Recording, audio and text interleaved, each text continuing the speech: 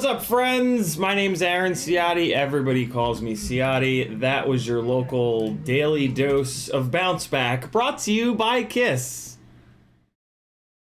And proof that even on inferior firmwares, you can still fly semi-decent. Today is something or other Sunday Q&A, and we're gonna put another flight controller into the Glide. Everything was wired properly on this one, but it just blew up the other night. So we'll take it back out. This is now gonna be the fourth... No, this is now gonna be the third flight controller going into the Glide. I put an Acon in, and something about the Acon 20x20 ESC cooked the flight controller. Very, very strange. Swapped the ESC, put in this Pyrodrone flight controller, and the 5-volt BEC went up in smoke. Even on 1 amp, being hooked up to the Vifly smoke stopper, which some of you guys got to see on Friday night. So that was a first. That's the first time that the Vifly smoke stopper, this is the V2, didn't trip before, the rig blew up. But what's interesting is that's a pretty clear example in itself that a physical component on the flight controller was the issue rather than a wiring problem. If I'd wired something up backwards, the Vifly would have tripped.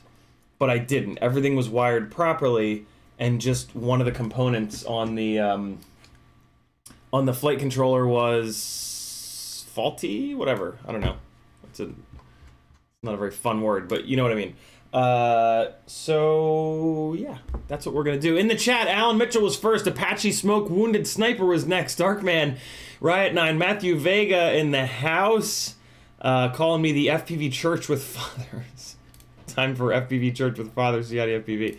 Demenis, Gary Higgins, EBR FPV, T1 Ledley, Adrian Glessner, S Grace, Quadzi Mo. See what you did there, Quadzi. Huckleberry FPV, Craig Saunders, Doc Murdoch, CH3F1, Patio Patterson, Remy Tim, Brandon's Baked Beans, Riot 9, Frank Nicholas, Yella Captain, Brandon's Baked Beans, Xenakis FPV of FPV Exchange. What's up, Nevin? How are you? And I'm gonna end it there. If you want the Gangly Gangle Man to read your name, you got to get in early, you got to say something. If you want to talk directly to me, all you got to do is type CiottiFPV like Mr. Vega did here. When you type CiottiFPV, it lights up in orange. That is the case with anyone's name. If you ever want to talk to somebody directly in the chat, if you type their name and spell it correctly, it'll light up in orange for them so that they can see it. Doc Murdoch says, good afternoon. Yellow Captain says, hi. Quadzimo says, been meaning to ask, what's this intro beat? Yeah, it's a random dude from Instagram that sent me a folder of beats. He doesn't really make beats anymore. So yeah, it's just some dude. I don't even remember his name anymore because he sent it to me so long ago. Go-Kart Mozart said, should I get a $30 OG Ripsqueak or Spring for the $40 V2? Can't go wrong with either, Go-Kart. They're both really, really nice. The nice thing about the OG Ripsqueak frame is that right now, here, today, there is a 3D print file to carry an Insta360 Go on top of it. With the V2 Ripsqueak, we don't have that yet. There is one that exists, but it's not designed in a way that's gonna be durable. So for all intents and purposes, as far as I'm concerned, right now you can't really safely carry an Insta360 1 or 2 on a V2 Ripsqueak. I'm sure that somebody will create the file soon enough, but today, right here, right now, the OG Ripsqueak is the way to carry an Insta360 Go on a Ripsqueak. Which is totally fine. What I'm going to end up doing is moving the 3 Ripsqueaks that have RunCam hybrids internal over to V2 Ripsqueak frames, and then I'm going to build probably 2 OG Ripsqueaks designed to carry the Insta360 Go 2. Just as soon as I send it back for repair, I did break my Insta360 Go 2 on the first battery that I flew with it. And I didn't even get footage of that battery because I didn't push the button on it twice. The whole front is the button. I pushed the front once and I forgot to push it a second time. So it was powered up and on when I smashed it into the concrete, but unfortunately it was not recording. I did plug this into power overnight, so I guess maybe there's a chance that it now magically works, but it's not gonna. Let's see. Yeah, no, it's not. It blew up. So luckily I waited and I bought this from Best Buy on their website, which allowed me to get the Geek Squad protection, so I am covered. I'm not going to be able to just walk into the store and swap it out because they don't stock these in the stores. But, yeah, at least I can get it replaced. And then I'll see if maybe I can get some actual goddamn footage with it before destroying the next one.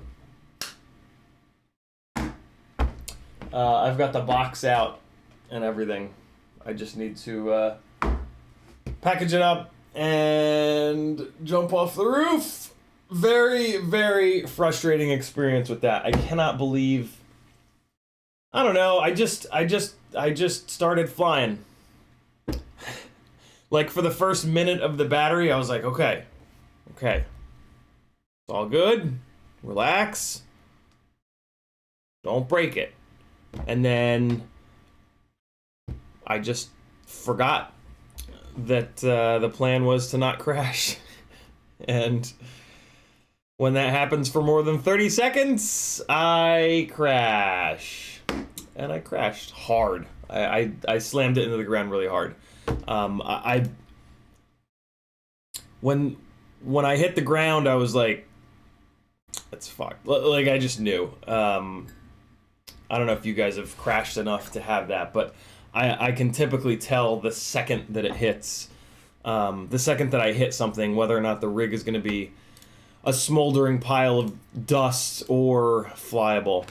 So, and this was a hit where I was like, it's broken for sure. Well, that's the hobby that we chose. Go-kart Mozart. Oh, no, we got that. CiottiFPV is in the house. What's up, brother? He says, what's up, you lanky bastard? A lot. It's been last couple of weeks have been absolutely nutso, which is good. I'm trying to get as much work as I can before it gets cold. I assume that many less music videos are going to be shot now that it's getting cold here in Atlanta, so my workload will calm down a little bit, which is good. But yeah, it's been nuts. I've missed a couple streams, but you guys are the best. You stayed. Thank you for that. Had a really nice night last night. Maggie and the kids came over, and we went to downtown Alpharetta, walked around for a little bit, had a blast, got some pizza, came back here, and the kids and I actually played Minecraft for like an hour and a half. It was really fun. And then we had a slumber party. They all spent the night. So it was last night was a really nice night, really needed night to just. It's nice to just not think about FPV for like 12 hours straight and just live in a world where I'm just connecting with other human beings that aren't flying. So yeah, last night was pretty fantastic, and I feel recharged and ready to fist fight with this goddamn Glide some more. Alley-oop says, what's up, buddy? Brandon's Baked Beans says, question for when you dump the drone into fine sand like a dry riverbed, motor bearings still gritty after cleaning out, running to replace it. I'll keep running them until basically my test is if I spin the motor and prop by hand and it like kind of keeps going and just sounds bad, I'm fine. But if I spin it by hand and it like and it stops at any point, that's when I'll pull it apart and swap the bearings. But for the most part, our motors make enough power to kind of push right through sand. And yeah, fine. So yeah, I would say run it. Tiago Ramos says, use the no power supply and limit the current. Yeah, I guess I could have done that. Although, I mean, I still think it would have blown up. You know?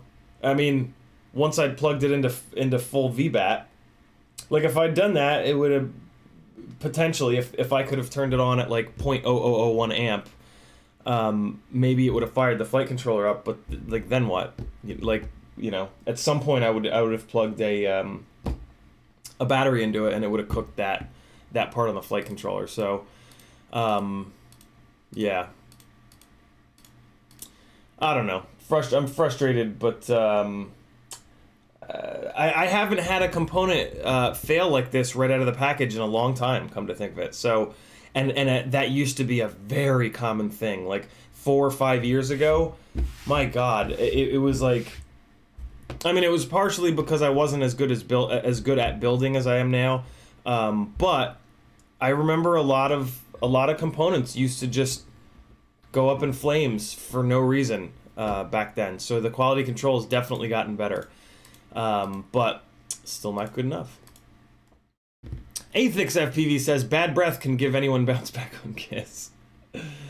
Yeah, it's true. It's true. Old ancient flight firmware is pretty good, but absolutely nothing like what we've got in Betaflight nowadays. CMYK FPV is in the house. He says, yo, yo. Michael Blade says, happy Sunday fun day.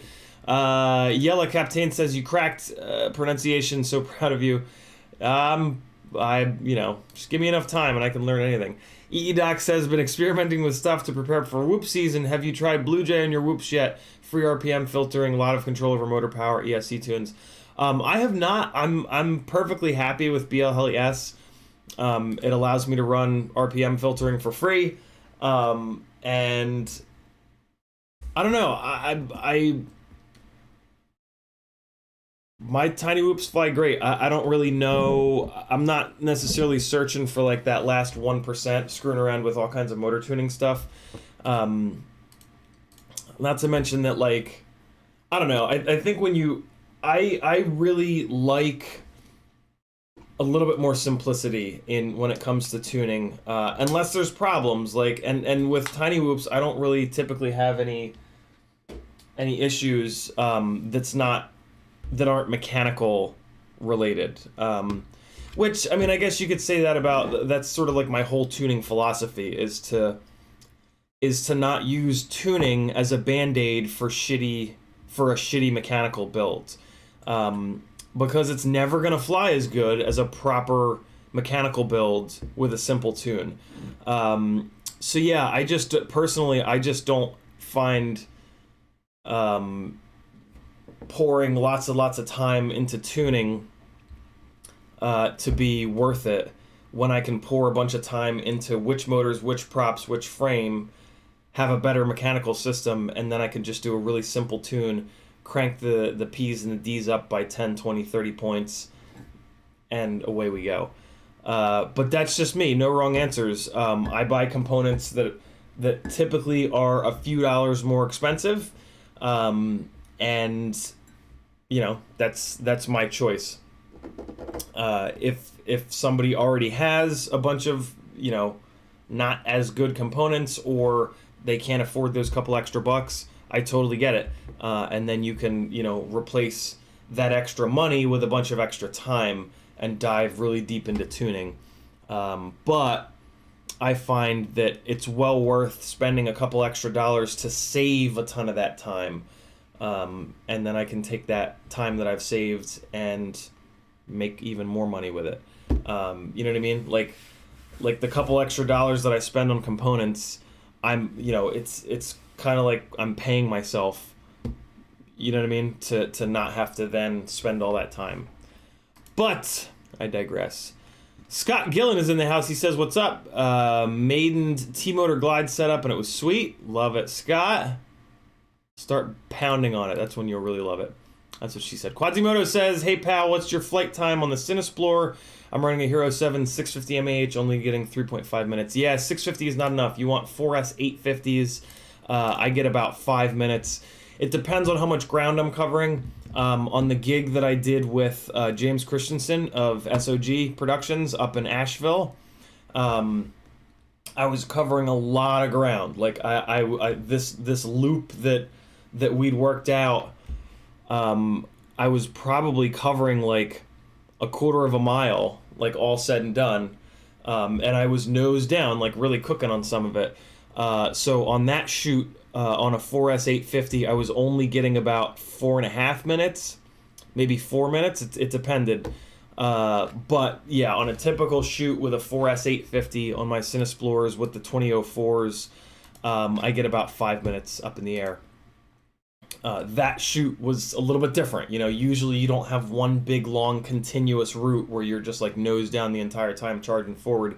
Usually with Cinewhoops, you're going more slowly. A lot of times you're slowing down and stopping, maybe even going backwards, sliding sideways, stuff like that. And when you're going really slow, they're very, very efficient. But yeah, 650 mAh is definitely too small, in my opinion, for a Cinesplore. If you're on 4S, you want 4S 850. And even that's small. Like most people, when I tell most people that, they're like, "What are you, fucking crazy? Like, I'm running a 1300 mAh 4S." And most of those people are flying much heavier Cinewhoops than what I am. The Cinesplore is extremely lightweight, 460 to 480 grams all up with a Hero 8. And because of that, you can get away with these smaller batteries. Also, keep in mind that there is a point where you get to like diminishing returns with the weight of your battery. There tends to be like kind of a sweet spot where like, so in this example, right, the 4S 650 is a little bit too small, but then it feels to me like the 4S 850 is just right. It's just heavy enough, but it's not too heavy. And then when you go up, so I have a 4S 1100, and that only gets like an extra 45, maybe 30, 45 seconds.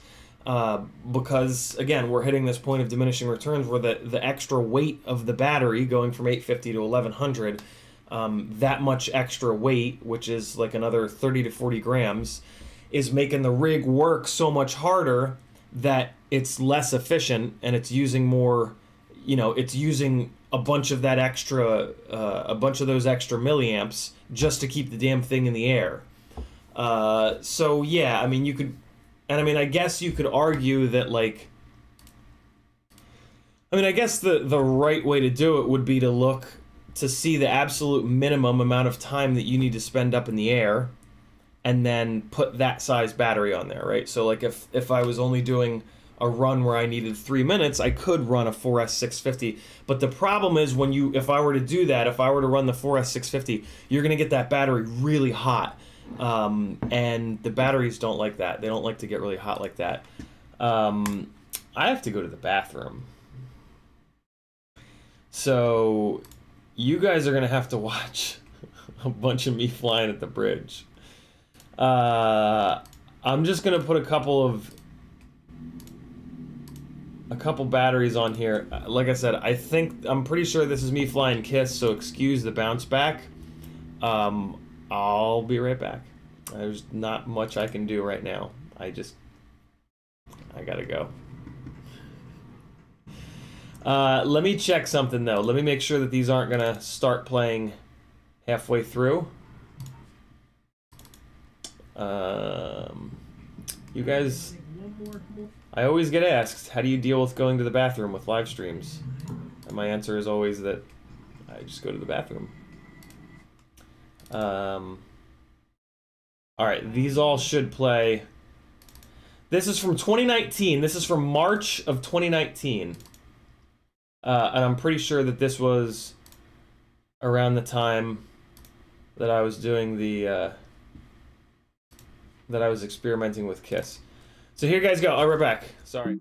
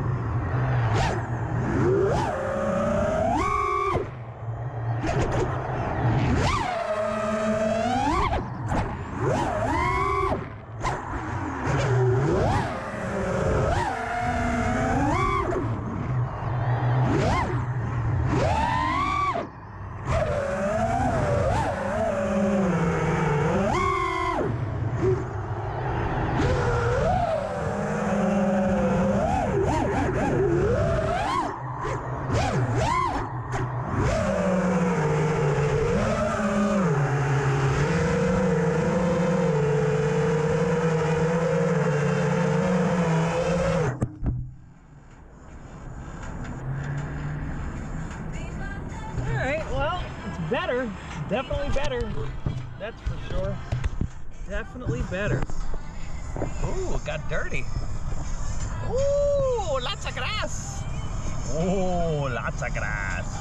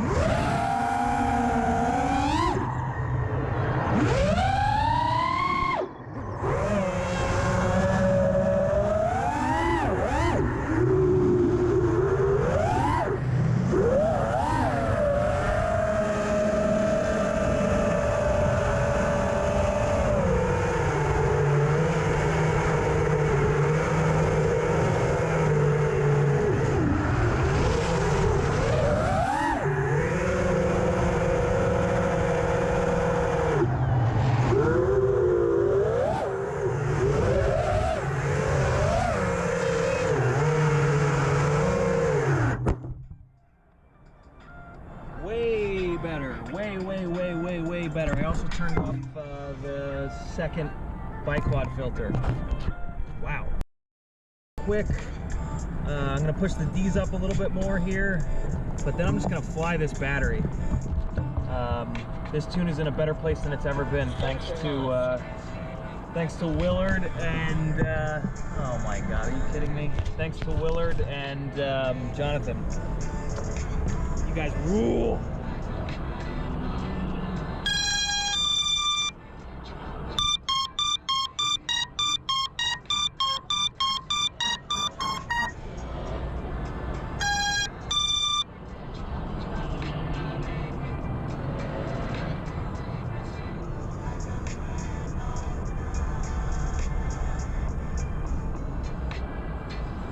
All right, D's are going up to 65 on roll, 55 on pitch.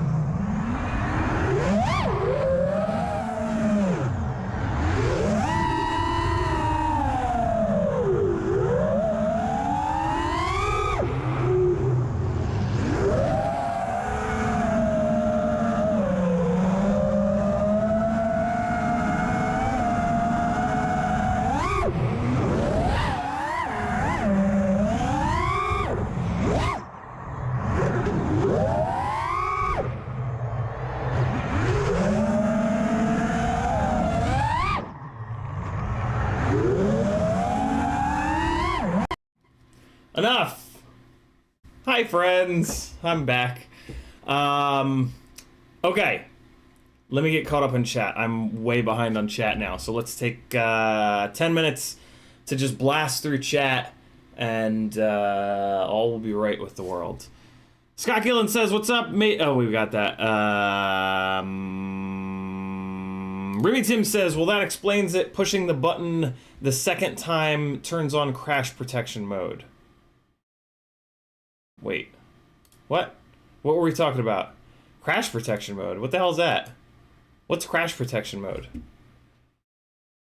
What? What's crash protection mode? Apache Smoke Wounded Sniper says, blew an flight controller a week ago, got the smoke stopper on there, checked with a multimeter, still got smoke. Apache, if you have a regular smoke stopper, it could be the reason why. The Vifly short saver here, it's the only smoke stopper that actually works, basically. So yeah, if you have any other smoke stopper than this one, get rid of it and get this one. The reason why this one is so much bigger is because it's faster, and it's going to trip fast enough, usually, to prevent damage. So yeah, if you don't have one of these, get them. I'm not an electrical engineer, but I listen to people that are electrical engineers, and they say many words that certainly sound like. And my experience with that, my experience with other smoke stoppers has been that they don't work, and my experience with this one has been that it does work. So, yeah, there are reasons. If you want those reasons, you can find that info. Tiago says Marvel is going to change the villain. It's going to be Ciotti with the Ciotti, the Destroyer of Worlds. Josh Robinson says, "What's up? CiottiFPV and FPV slaves." YouTube, you motherfucker. Scrolling back up to try to find my spot. Adam says, as a fellow recently divorced 40-year-old, it's awesome to hear the happiness in your voice when you talk about Maggie. Thanks, Adam. Yeah, it's this year has been absolute mayhem, but man, with all of the bad, there has been an equal amount, if not extra good. And like some of that I've had to work really hard on and kind of like will into existence, but who fucking cares? Like, you know, we're only here once. Like, work hard, make shit happen, bust your ass, do all of the hard things, and that's what she said. Tiago says, a lot of electronics are coming bad from factory, even from authorized resellers. Fake chips used and bad chips are being sold. Chip shortage sucks. That's interesting. That's super interesting. Yeah, that makes a lot of sense. With the chip shortage, the quality control is going to go to hell, and we're going to start to, you know, like these manufacturers are going to potentially start using chips that failed their QC, you know what I mean? And then, yeah, we're going to potentially see more right out of the box failures. Very interesting. Good call, Tiago. Really good call. Yella says, did you actually figure out the crossfire issue you had lately? I did, Yella. It was dynamic power. I turned off dynamic power, and all my problems have gone away. I've flown ever since doing that. I've flown in some of the most challenging RF situations and just really challenging situations, and I've been completely fine all the way down to 250 milliwatts. When I'm running the crossfire off of the QX7 battery, off of the internal QX7 battery, I only run it at 250, and then every once in a while. Like I had this gig where I had to fly this billboard to get coverage of the billboard, and there were not one, not two, not three, but 4 cell towers within like 100 yards of this billboard. And initially when I got there, I called the director. I was like, hey man, this ain't gonna work. Like I'm gonna get blasted right the hell out of the air. And he was kind of like, you know, I'll cover you on anything that you lose. Are you willing to even try it?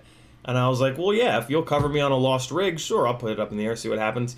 And on that occasion, I plugged an external 3S battery into the Crossfire module. I have the Crossfire Lite now, which has an XT30 in. And I put that fucker up to 1 watt, and I was totally fine. I didn't go like... I was very careful to like the billboard is here, the cell towers were all over here. I was very careful to fly only over here. Like I did not get any closer to the cell towers than I absolutely needed to. So maybe I would have been fine on 250, but you know, I didn't want to find out. But yeah, turning dynamic power off seems to have fixed all the crossfire issues that I had. Crossfire now, the LQ, like, because I keep an eye on the LQ, and like now it reacts like it used to. Like the first year and a half of running Crossfire, that's now what I'm experiencing again. Whereas I guess at some point I must have accidentally turned on dynamic power. With dynamic power on, the LQ will drop like really low in like really strange situations that it really shouldn't be. And I guess what's happening is it's not bumping up the power quick enough. So yeah, if you've got dynamic power on your Crossfire, I suggest turning it off. It's going to use more power, but who cares? You won't lose a rig in the, you know, that potentially having that dynamic power on, you could argue that it cost me $600-700 because that rig that's at the bottom of the sea in Charleston, like that fail-safed at like less than 100 yards. And that's the shit that I was seeing with dynamic power on. Like within 100 yards, the LQ would drop really, really low all of a sudden. So yeah, not great. But hey, we figured it out. Maybe, hopefully. That's certain. I can't. I mean, I've checked everything else. I got a new module. I tried different antennas. I tried different receivers. I tried different antennas on everything. Yeah. So yeah. Demenis says ballpark cost on Cinesplorer setup roughly 300-ish. None of my builds really cost much money. But my favorite question that I've gotten recently was somebody new in the chat a couple weeks ago, and he said, "Money no object, what would be your perfect build?" And that, like, my builds are like spending extra money doesn't really get you any extra quality up to a certain point. Like if like the most expensive KISS build is up here and then the absolute cheapest Racer Star build is down here, the sweet spot is not even in the middle. The sweet spot is towards the low end of things. The really, really expensive KISS builds actually fly worse because that flight firmware is not good. It's not that, yeah, it's not good. Compared to what else is available in 2021, it's not good. In 2018, it was fine. But in 2021, it's just straight up not good because it hasn't been updated since 2018. So how the hell, how would you expect KISS or Flight 1 to keep up with Betaflight, which has had constant iterations, right? So yeah, you don't want to buy the cheapest. Like if you go absolute cheapest possible everything top to bottom, you are going to sacrifice a little bit. But if you spend a little bit more than that and buy the right parts, you can have rigs for $300 ish that fly better than $600-700 KISS Flyduino rigs. So yeah, all my rigs, the glides and the Cinesplores, they're like roughly $300 all said and done. The frames are cheap. I don't go nuts with fancy electronics that are, I mean, Acon stuff is not the most expensive, but it's also not the cheapest. But yeah, I mean, it's about putting the right parts in, not putting expensive parts in. Over on Fiverr, I have a build planning service for a half an hour or an hour. We can sit down. You tell me. I ask you a bunch of questions to get a feel for exactly how you're going to fly it, where you're going to fly it, what the end result needs to be from it. And I suggest to you the parts that over the last 5.5 years I've found to be good. I've got a shelf over here of lots and lots and lots of blown up electronics. So yeah. Let me help you. Brandon was asking about the 250. Yeah, I did the build on the live streams probably 2-ish months ago. I've got it on the 4-inch arms with 3.5-inch props. I actually really prefer it. At this all-up weight, I really prefer it on a 3.5-inch prop rather than a 4-inch prop. 4-inch prop is too floaty, flies like a toothpick. I don't like the way that flies. I did build this with a 20x20 stack since they're better in every way than AIOs. Unfortunately, this frame, if you're going to build it with a 20x20 stack, you have to put the arms below the base plate, and when you do that, you don't have access to the screws to remove the arms. So this is basically like almost a non-removable arm frame in its current build. In order to get to the bolts to remove the front arms, you have to remove the entire 20x20 stack, which, I mean, at that point, it might as well be a solid base plate frame, you know what I mean? So I haven't really flown this thing hard.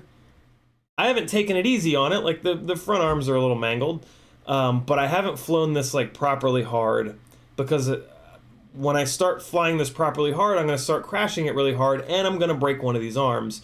And when I break one of these arms, I'm going to take this build apart. I'm not going to live with a build that's not removable arm. So the basic plan is, once that happens, I'm going to take this 20 by 20 stack out of here and put it into something else. And then what I'm going to do is I'm going to put this back together with an AIO, and I'm going to pull these motors off of it. Tommy sent me a set of the 3500 kV aero lights. So I'm going to basically build this the way Tommy intended it to be built once I finally do break one of these front arms. So that'll be cool. That'll be interesting to build it like that. I have a feeling that the AIO will make me want to jump off the goddamn building, but hey, I'll be joining the 2021 FPV experience at that point. And yeah, this 20 by 20 stack, maybe even, yeah, I don't know if I'll move everything over or just leave the receiver and the VTX and shit, but yeah, I don't know. I'll keep this up in the air. I like the way this flies. I like that Tommy made me this camera cage specifically for the Runcam Hybrid. That was really, really cool of him. And yeah, it's a really interesting frame. So I do want to continue to fly it. And it flies, most importantly, this build flies close enough to the rest of my builds that I don't have to like relearn it. Like I don't have to have a specific muscle memory for this rig. That tends to be a deal breaker for me.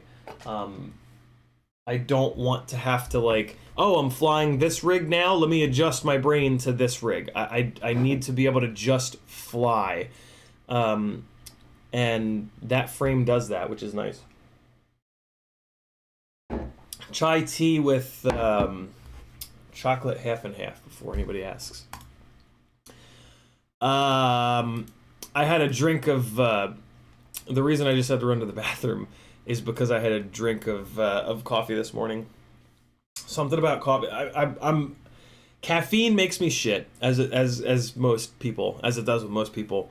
But like only a little bit. Like, yeah, I don't know. I'm like sensitive to caffeine or some shit like that. Usually a chai tea is not so much caffeine that, like, chai tea tends to be like my limit, or like a black tea, like an English breakfast tea. But I can't go any farther than that, and coffee tends to be way more caffeinated than teas. So, yeah, now you guys know more about my bowel movements than you probably wanted. Brandon's McBean says, do you fly the 4-inch 4 or 6S? Yeah, so I've done a lot of testing 4S versus 6S with micros, and what I've found is that there's no performance benefit, which makes a lot of sense. The only reason that we moved from 4S to 6S on 5-inch rigs is that 5-inch motors, 2306s, 2207s, pull enough amps to benefit from the additional voltage of a 6S battery versus a 4S battery. Micros do not. Micros have tiny little motors on them, so they don't pull enough amps to warrant going from 4S up to 6S, so you pretty much get no benefit from the additional voltage. As in, what actually happens is that the extra voltage is way harder on the ESC, so running 6S and the electronics that we're putting into micros are a lot shittier. So 6S on micros, you end up with a situation where you get no flight benefits, no performance benefits, but you take a big hit in reliability. It's one of the reasons that I think a lot of micros are blowing up lately. I mean, micros always blow up, but yeah, you guys know what I'm saying. 4S for life on anything smaller than 5-inch freestyle, in my experience. T1 Ledley says Blue Jay will let you do custom startup tones on BLHES. That's pretty slick. I don't do the custom startup tone thing mainly because, like, oh yeah, and those were all flights on Flight 1, not KISS. Although it doesn't matter. They're both stuck in 2018, so there's really no difference between Flight 1 and KISS once you're actually up in the air. Yeah, I don't do the custom startup tones anymore because, like, way back when BLHeli built it in, and you could put like a specific, I think it was like 81. If you made your startup volume 81, it would play like the Star Wars theme. If you made it like 82, it was like between 81 and 85. If that was the exact number that you put up as your startup volume, it would play a song. And I had the Emperor's March from Star Wars, and after plugging my rigs in 100 times, I never wanted to hear that ever again. It's just like anything, right? Like ringtones on your cell phone, right? Like, why do none of us use actual ringtones anymore? Well, it's because we beat all those songs into the ground, right? You can't listen to the first 10 seconds of a song 5,000 times in a row and not hate it. So yeah, I don't do the custom startup tones anymore. I just use the regular old beep beep bop bop, and yeah. Go-Kart Mozart says BQE was sold out of the V2, so I ordered the OG Ripsqueak user link. Thank you, Go-Kart. I actually don't have an affiliate link. That's just a regular old link to BQE, but that's fine. Bill doesn't have the affiliate program set up, so. But yeah, you can't go wrong with the OG Ripsqueak. It's fantastic. You're gonna love it. CMYK says, are these new motors or just new to RDQ? Happy model 0702 26,000. Sounds like a new size to me. It's not really a size I'm all that interested in. Although, I don't know. I mean, maybe 0702. I know that the 0603s were no good. I don't think there's been an 07 motor. I love that KV. 26,000 KV is great. I would be interesting. So what I'm thinking in my head is 0702 26,000 versus 0802 25,000. There's a chance that the 0702 is enough stator volume to properly control a 1.2 inch propeller. So maybe those 0702s are the best 65 millimeter motor to motor tiny whoop motor.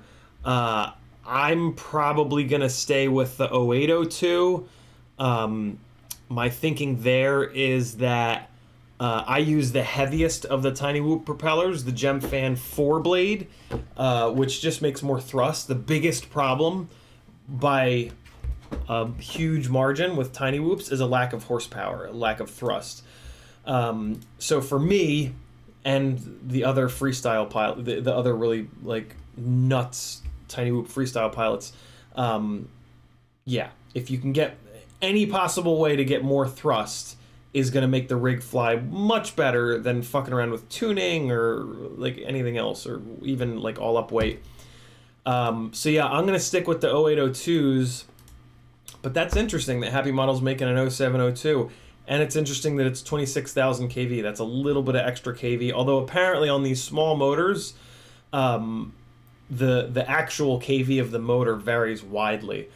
Even like from one motor to the next, like it's the, yeah, so interesting. I think that is a new motor though. I don't think there have been any 07 motors. I think it's been 06 all the way up to 08.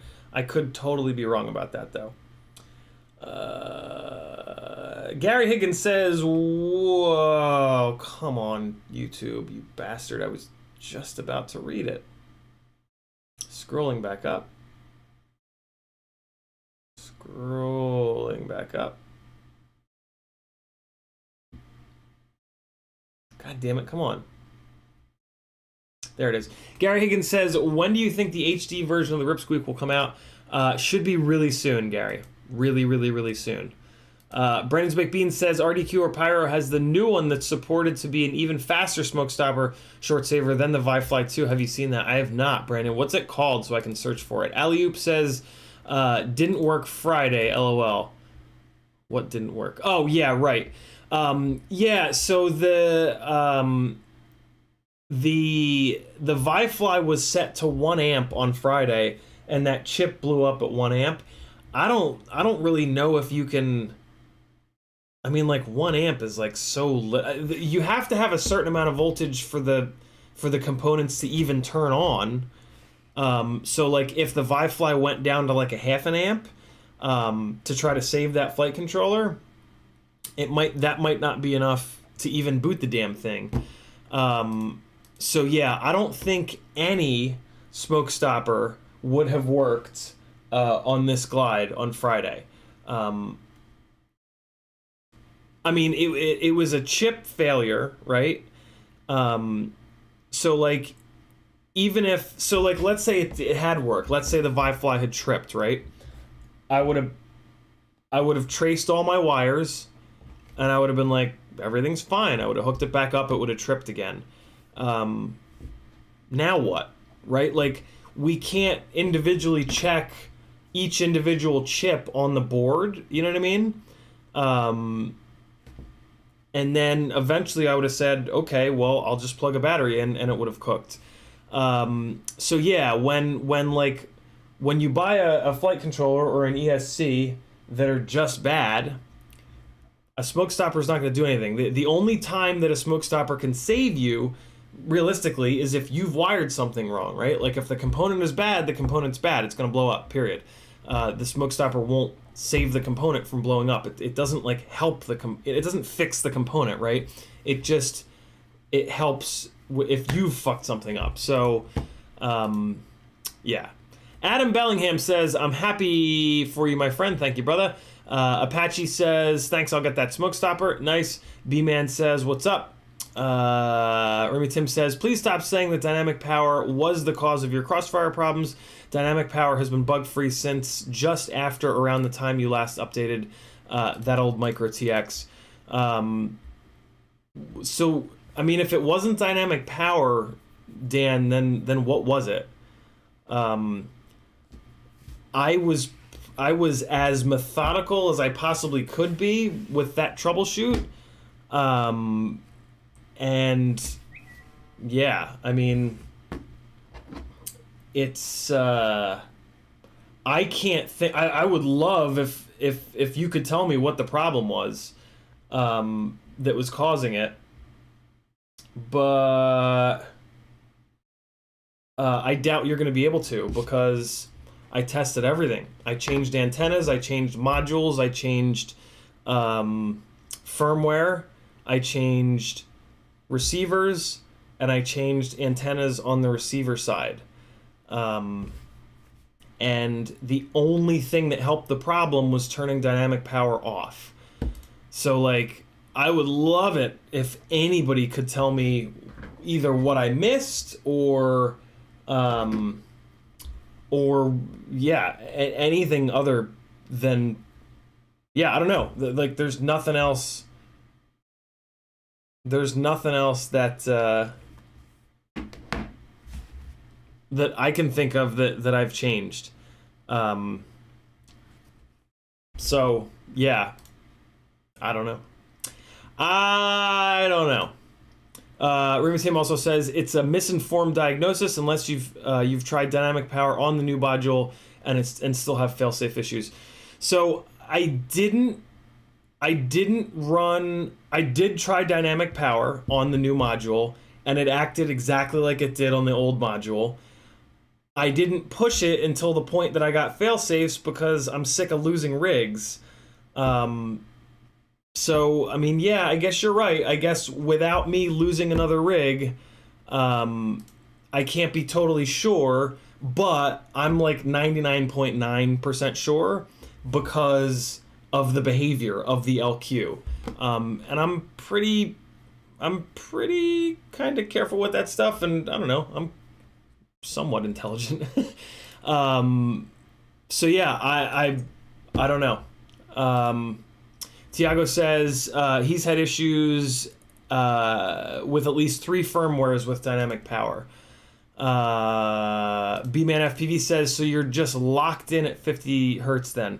No, it does bounce between 150 and 50. Dynamic power would, when I was running dynamic power, it would drop down to 50 hertz way sooner. Now that I have dynamic power off, I stay on 150 hertz for a lot longer. But it does then once I get far enough out, it does then swap down to 50. But yeah, I mean, that's the behavior that I had forever with Crossfire, and then, like I said, I guess at some point I accidentally turned dynamic power on. Doesn't surprise me. It really doesn't surprise me that at some point I would have went, oh, dynamic power, let me try that on. But hey, Ramdanko says 4.2 asks to what? Ramdanko, I don't know what this question is. 4.2 asks to P-date, but I click close. What's the update to EW30 APO arg words? 0.2. Try that one more time, Ram. Tag me again. Demenis says, fellow tea drinker, my man. Yeah. Maggie actually got me on the tea train and kind of opened my eyes to it. I didn't realize, I don't know. I always thought tea was like a hassle, but it really isn't. It's really easy to throw a cup in the microwave for 1.5 minutes with water in it, and it's just nice. Scott Gillen correctly says coffee is a diuretic. Yeah, I think it's like the oil of the bean that makes coffee such a violent diuretic. Man, it fucks me up, though. Andre Bellingham says Earl Grey hot. Scroll. Ruby Tim says, Tiago Ramos, that's so weird. I haven't heard of any firmware issues with dynamic power, but for Ciotti in particular, his problem solved when he swapped the TX hardware. It did not. No, I continued to have the same behavior with the new module, for sure. It wasn't until I then turned off dynamic power that the problem got any better. Doc said, oh, fuck you, YouTube. Come on, man. Scrolling back up. Where am I at? Here we go. Doc says, Angry Don did testing on the Happy Model 0702 26000. It's basically for ultralight mob light builds, not so good for Mobula 6 sized crafts. Aha, okay. That makes a lot of sense. Yeah. So for a really, really, really lightweight Tiny Whoop, an 0702 makes a lot of sense. Good call, Doc. Andre Bellingham says, for everyone out there, just swapped 250 to the new Flywoo 2104s. They're smooth, highly recommended for anything from a Cinewhoop to a light 5-inch. Very cool. Man, there are a lot of 2004, 2104, 2204 motor options. Adam, what's the, well, fuck it, let's look at them. Flywoo 2104. I was about to ask what's the KV, but I kind of want to see what these motors look like. So let's have a quick look. NIN, so that's oh my god, come on, man. So that's 3,000 kV. That's a little low, in my opinion. I'd like a little bit more kV than that. Not the end of the world. 3,000 is like like below 3,000, and they're kind of dead to me. But at 3,000 kV, so 3,000 kV is basically what the Brother Hobby VYs are. Yeah, see, like this 1,800 kV, that's worthless. You have to run that on 6S, and there's no point. So yeah, 3,000 kV is all right. I really like the Axis Power 2004s though, which are at 3750 kV, because that 3750 is actually a little too much, but it's always better to have a little too much kV on the motor side, and then you can just motor scale them down a little bit in Betaflight. So yeah, 3000 kV is all right. 2104, 2104 versus 2004, you're gaining roughly 5% extra stator volume. So if a 2004 doesn't make enough power for, like barely doesn't make enough power for you, maybe you can go up to a 2104, but I'll betcha if you're in that scenario that your 2004 is actually too low of a kV. A 2004 will make a lot of power, but it's got to have the kV, and these fucking motor manufacturers are not winding them in a high enough kV. The Axis 2004 was a huge eye-opener for me of that fact right there, because at 3750 kV, the Axis Power 2004 makes a shitload more power than the Brother Hobby 2004, which is 30 3150. 3150. I'm gonna say 3150. Pretty sure that's it. Yep, 3150. So yeah, I don't particularly think that extra stator volume is the answer, going from a 2004 to a 2104. But it could be. I mean, there's a million variables. The weight of the propeller. I mean, my experience has been on a very heavy prop, a very heavy propeller that should be able to handle lower KV better than any other prop, right? But still, the extra KV from the Axis motors makes a huge difference on the backup Cinesplore right here versus the primary one. Speaking of, I have some work that needs to get done to the Cinewhoops. That's another reason that I want to get this goddamn glide done, is because I have to switch the flight controller out in this Cinewhoop because it's got a bad gyro. It's only a little bit bad though. It's still flyable. I actually flew it at a gig a couple days ago and it was fine. But yeah, I need to swap the flight controller out of this one, and then I need to pull the motors off of this one. I'm going to take these Brother Hobby VY motors off of here, and I'm going to swap on these Newbie Drone 2004s that they sent me in 3100 kV for some testing. So that'll be cool, but I need to get this goddamn never-ending Basher glide build done first. The only time that I would maybe think about going up from a 2004 is if you were going to use like one of these ultralight 5-inch props, but I don't know. If you're going to build a 5-inch, you should build a GoPro carrying monster 600 plus gram. Brandon's McBean says Sentinel V2 switchable smoke stopper. Very cool. Let's take a quick look.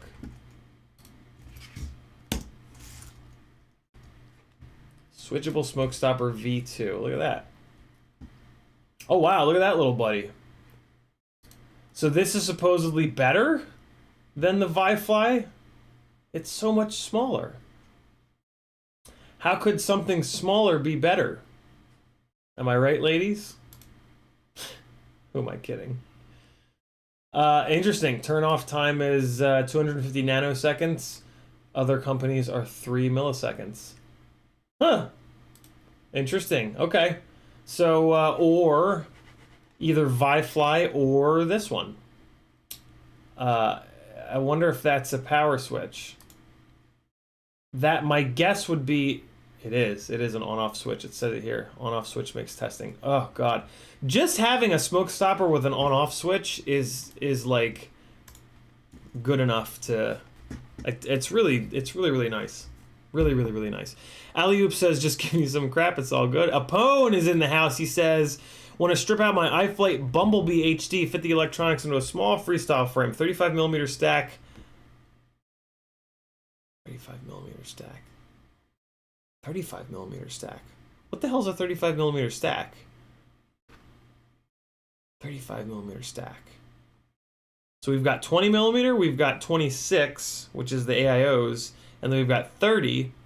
I don't know what a 35 is. My guess is Apone meant to type 25 millimeter stack. I would say BQE Ripsqueak V2, I guess. If you meant to type 25 millimeter, that means AIO sized. Yeah, I think the BQE Ripsqueak V2 is going to be your best bet. Rumi Tim says, your crossfire issues, we've already talked about that. Are you saying you still fail safe after installing? We already talked about that. T1 Ledley says, have you seen the uncrashed sim? You can car chase in it. Yeah, there's been a bunch of new simulators. At this point, for me as a pilot, flying in the simulators tends to make me fly worse in real life because the simulators they're not a one-to-one. So what ends up happening is if I spend like a couple hours in the sim, I like retrain my brain and my muscle memory for the simulator, and then when I go out and fly for real, I fly like ass. So I've actually taken a break from the sims. For my first like 3 years or so, maybe 4 years of flying, the sim was a really big deal, and it really helped a ton. But at some point, flying the same things over and over and over again has had the biggest impact on my flight performance. So yeah, unfortunately, I don't really spend any time in the simulators anymore. I just try to fly the same rigs over and over and over again as much as I possibly can. Rumi Tim says, gotcha. Unfortunately, LQ is such a limited piece of information. Yeah, true. What power up are you running now? I move it around. If I'm running off the internal battery, I do 250. And then if I'm in like any kind of a challenging situation, I'll plug in the external 3S and I'll run it up to 500 or 1 watt. I haven't tried 2 watt yet. But even at even at 250, like it's been completely fine. Just like it always was. I used to run 250 on the micro module, I guess, before I turned on dynamic power. And I went really, really, really far on 250 over and over and over and over again for many years. So yeah, I have that same experience now. And then if I'm, if I'm in the city, or if there's if there's 4 cell phone towers 100 yards away, I'll kick it up to 500 or 1 watt, which is nice. I'm not. I wish I hadn't lost that rig. That's for sure. But other than losing that rig, I'm glad that this whole shit happened, and I learned a little bit more about Crossfire, and I got my shit updated, and I now have the light module. It's really nice to have the little screen on the back. My transmitter still fits in my bag pretty good, not as good as it did before, but still fits in there pretty good. And the most important thing that happened out of all of this is that I now have 2 modules. So if I go to a gig and the light module fails, I have my micro module in my bag. I can pop that on, and it works totally fine. So it was an expensive lesson, but a lesson nonetheless. So yeah, I'm better off in the end. I'm more educated, and I've got a backup. I've got another, I've got 2 of another thing, which, yeah, is a good thing. CMYK says, where can I find balance connectors for 4S? Chopped one up on an 850 mAh. So I probably just like Amazon, I'll bet, or eBay. What I do is when I retire a battery, I cut the balance leads off of it, and so I have like a bunch of them now. So yeah, every single time you retire a battery, don't throw the whole battery away. Discharge it all the way down, and then cut your balance lead off one at a time. Don't chop them all at once; it'll spark. Chop, chop, chop, chop, chop, chop, chop. And for a while there, I was also cutting the XT60 battery lead part off, but I've never used one of these. Like I have a couple of these, and I've never had to use them, because when you build, you use the other side of the XT60. So that's how I do it. But I bet you can find those on RDQ or Pyrodrone or Amazon or eBay. Adam Bellingham says, I feel you. I'm using them on a 5-inch, so 3100 is good. It's a bit low for 4-inch and below. Yeah, so 3100 kV on a 5-inch propeller is going to be totally fine. Yeah.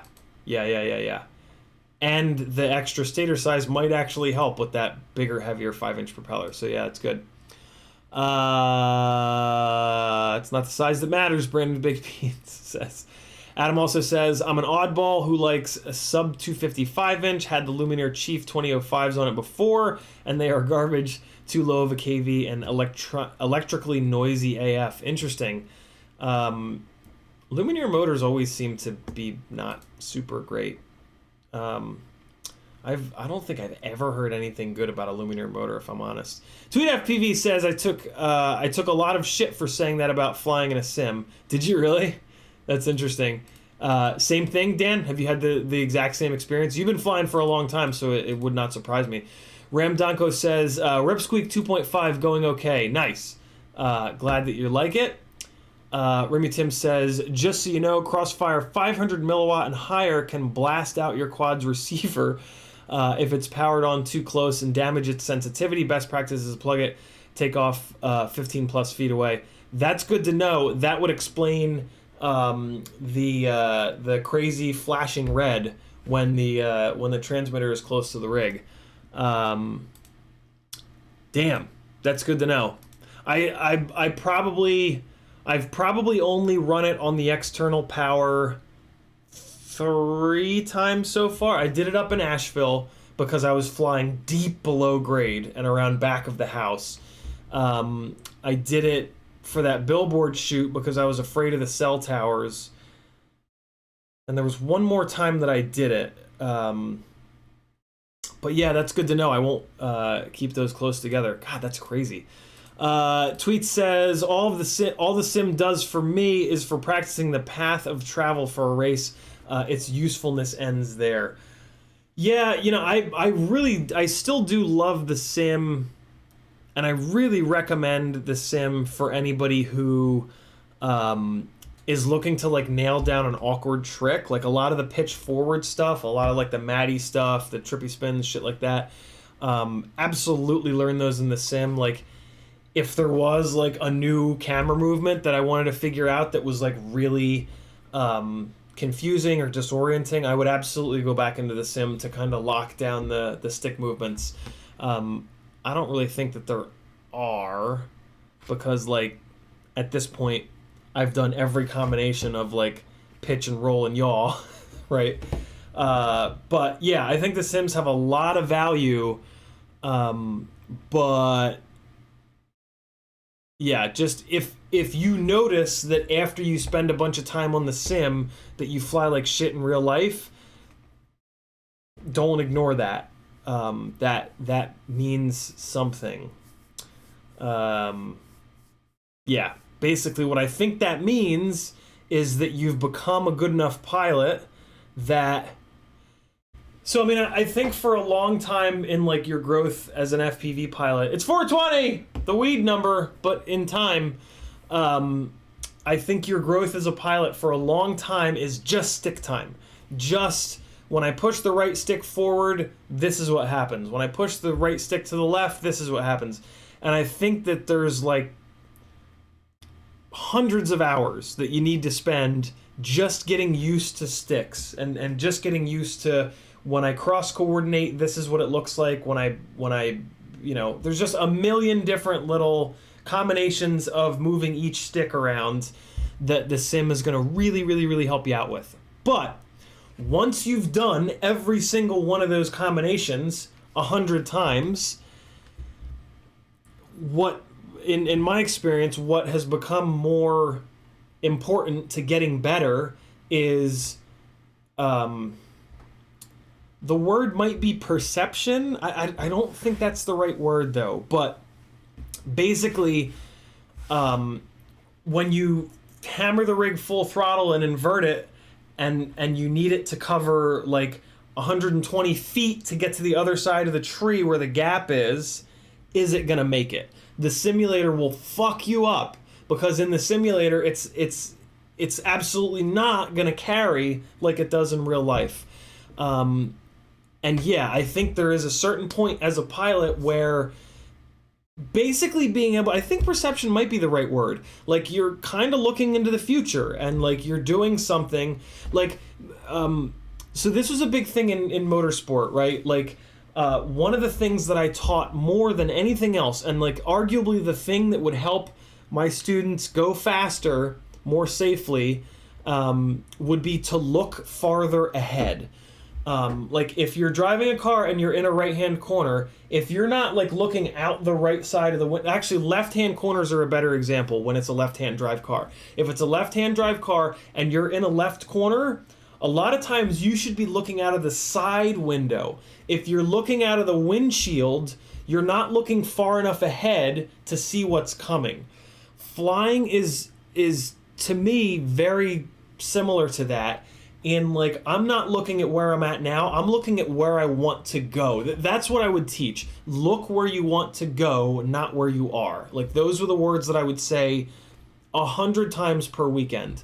And with flying, I think it's the same thing, but the most drastic example of it is when you fling the quad and you come off the throttle and you're just relying on the momentum because you don't want to add, either you're inverted, and when you're in, so you've done a big throw and you've inverted the rig. When you're inverted, you can't make a correction. If you add throttle, it does what you don't want, right? Like you're trying to get it, you're trying to make the throw.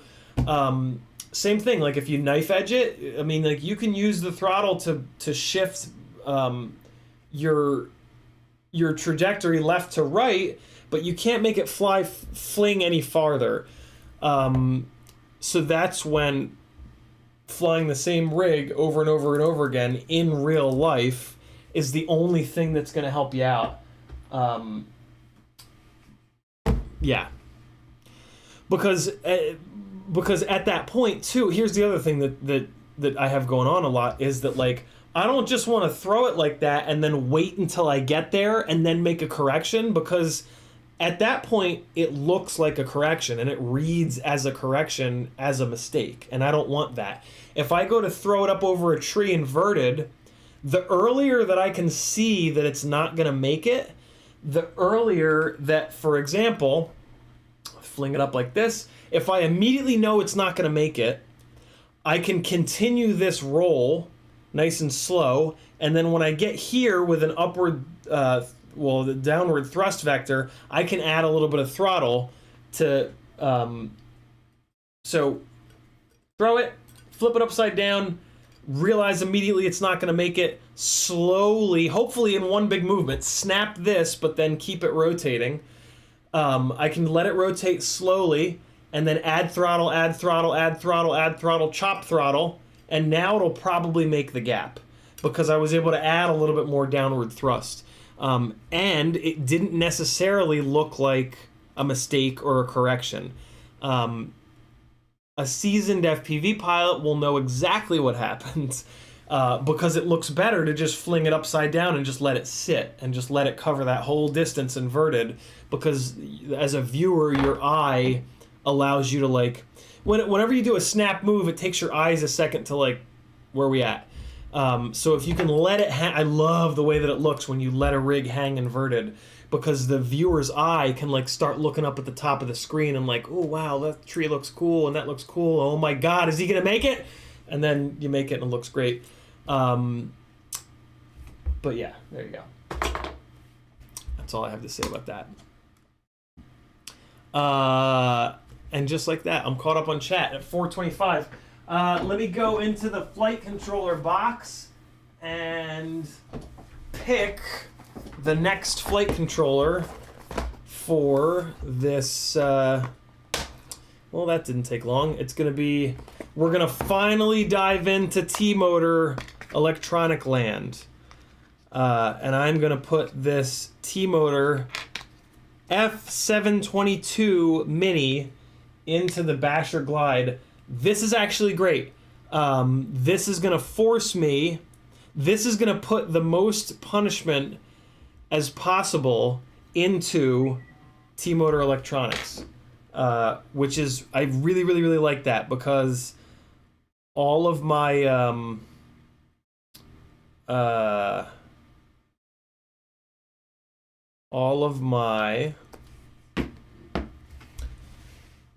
recommended flight controllers at the moment are discontinued. unfortunately. Well, I guess that's not true. I guess the Talon is still made, but I don't really recommend the Talon for a 5-inch rig. I really only recommend the Talon F7 20x20 flight controller for a micro. I've had a lot of failures, and people that I trust have had a lot of failures with Talon F7s on 5-inch rigs. On micros, they seem to be fine. Micros don't seem to crash hard enough to blow them up. But 5-inch rigs, for whatever reason, crash hard enough to blow up the BEC, the 5-volt BECs on the Talons. Kind of annoying. So I am looking at this right now, trying to figure out what I want to do about the mounting hardware, because they include these little grommets, which are a little taller, and yeah. I'm also thinking about which way I want to mount this. Do I want to mount it upside down, or do I want to mount it right side up? This is set up for DJI, which I won't use. That's this cable that they give you, which is interesting.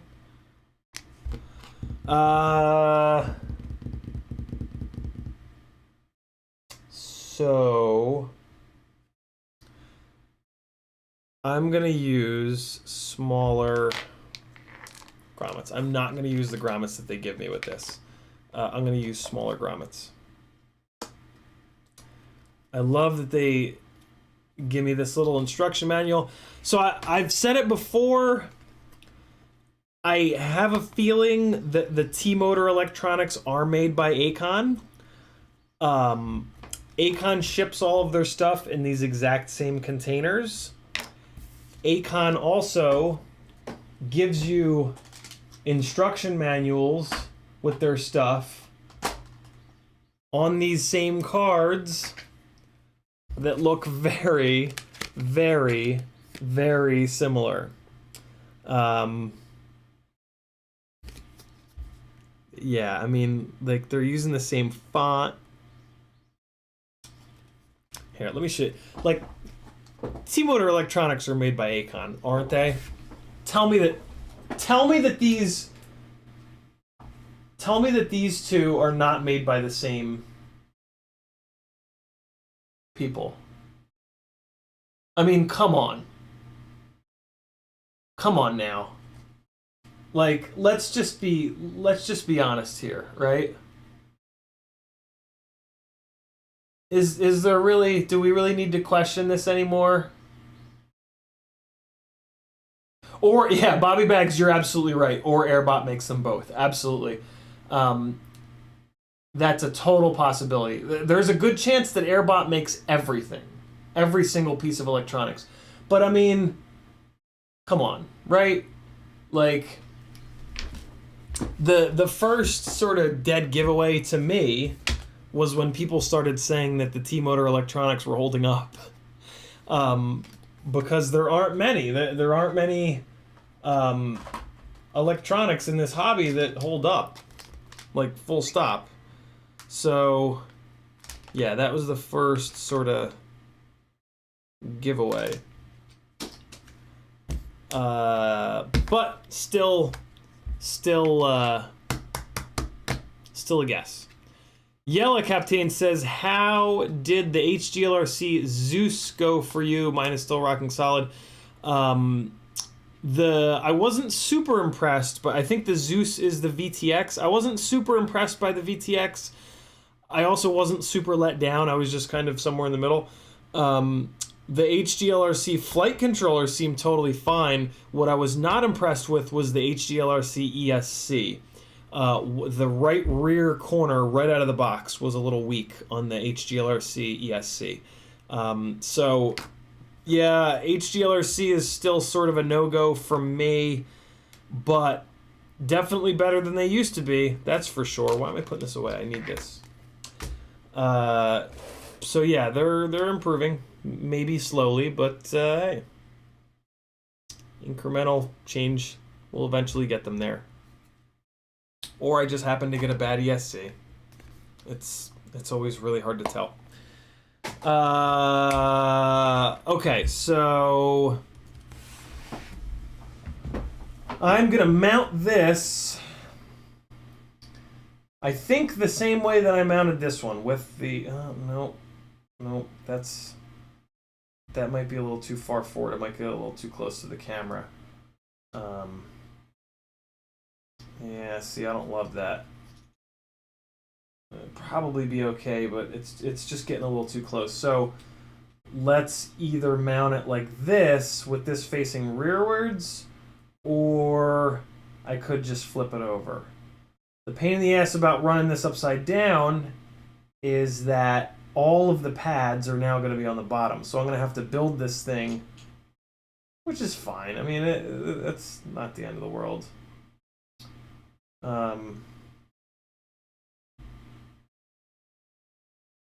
Let me look at the wiring diagram to see where the video lines are coming out. So video in is back here. Video out is also back here. See, so one of the things that I really did like about this Pyrodrone flight controller is that the video in is on the front of the board here, and then the video out is on the rear of the board. That's a setup that just makes better sense. Whereas this flight controller and most flight controllers now are putting the video in and the video out on the same side of the board, which I just don't like as much. Actually, what's interesting is on this rig, it makes less of a difference than any other rig because this camera is being powered from the VTX. So for this particular build, that's actually not that big of a deal. These pads are kind of small, though. I wish these pads were a little bit bigger. This is going to be a little bit of a challenge. But, you know, we'll be all right. So, RX, TX 2, RX and TX 4, 5, ESC 5 and 6. There's the DJI. Ground, PPM, power, TX1, RX1. So I think I'll use these pads over here, maybe. Ground, power, RX1, TX1. Yeah, so I think I'm going to use this little cluster of 5 pads here next to the USB for the receiver. And then I think the rest of the pads that I use are going to be on the back here. So let's just start tinning the pads that we need. And then we can tear this apart, start swapping them over, and before we know it, we'll be good to go. So, all right, on the back here, we've got 5 volt, 10 volt, camera control, video in, ground, another ground, 10 volt. Is that another 10 volt pad? Yeah. TX3, which they want you to use for VTX control. That's awesome. And then there's a video out pad, a ground pad, 5 volt pad, LED, and then buzzer plus, buzzer minus. So I need 5 volt and ground for the microphone. And I don't know where I'm going to get that from. I mean, I guess I could use the buzzer plus and buzzer minus, but then I've got to go in and turn the buzzer on permanently, which is kind of fine. I would just need to make a in the modes tab. Oh, no, I can't do that. I can't do that because I'm using the ESC buzzer. So I can't use those buzzer plus and minus pads. There is a... Oh, okay. Yeah. I'll use the... I'm dumb. I'll use the 5 volt and ground right next to the video out. So I'm going to tin up. I'm going to skip from the right to the left. I'm going to skip 2. I'm going to skip 3. I'm going to skip buzzer minus, buzzer plus, and LED. I don't need to use those. Then I'm going to tin the 5 volt. I'm going to tin the ground. I'm going to tin the video out. I'm going to tin the TX3. I'm going to skip. I'm going to skip, and then I'm going to tin the video in. And then that's it. That's all I need on the back here. And then over on here, this little 5-pad cluster, I'm going to tin ground, power, RX1, and TX1. And I'm going to skip the PPM pad. And that's it. This entire flight controller is going to be hooked up to the back here. The whole front of this flight controller is going to be empty. That's pretty cool. And then I just have to decide, am I going to mount it upside down? Probably. Or right side up.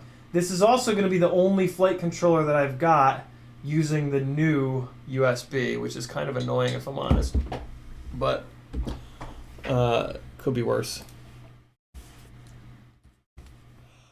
Adam Bellingham says you were whelmed, not over or under with that VTX. Yeah. I wasn't overwhelmed, I wasn't underwhelmed, I was just whelmed. Riot9 says, plug it in via USB first, make sure it even works. It's a good idea. Double A says, hey there, what's up, Double A? Jonathan Olin says, did you get to the bottom of what went wrong with the newbie drone flight controller? Jonathan, if you're talking about the flight controller that's on this currently, it's actually a Pyro drone flight controller, and the one of the chips just shit the bed immediately. It was wired properly. It's a manufacturing defect. Somebody in the chat last week or the week before said they had the exact same problem. As soon as they put power to the Pyro drone flight controller, it just went up in smoke. So I think they had a bad run. Okay. Soldering iron is up to temperature. Let's get these pads tinned up. And then I'll be able to say that I did some amount of building work today. It's important to do at least something every day. So we're going to do TX1 first.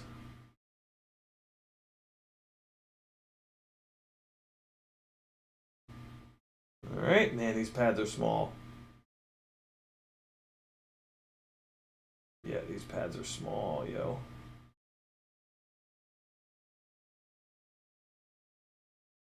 Oh boy. Wee little pads. Jesus, T-Motor. I'd rather you have spread these pads out and made them a little bigger. So we're going to skip to the fourth. 1, 2, 3, 4. That's video in.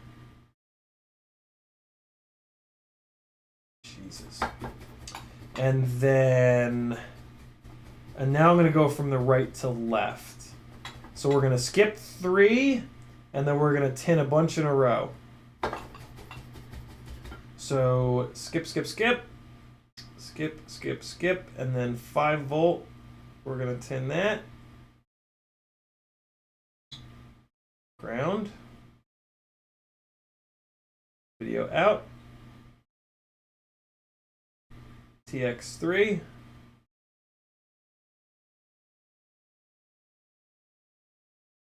And I think that's it. Yeah, I don't need that 10 volt pad. I don't need another ground pad. I do think that there was RX voltage selector. RX voltage, really? Oh, 5 volt or 3.13. So I'm going to put this on 5 volt. I think, I assume that they want you to use those, that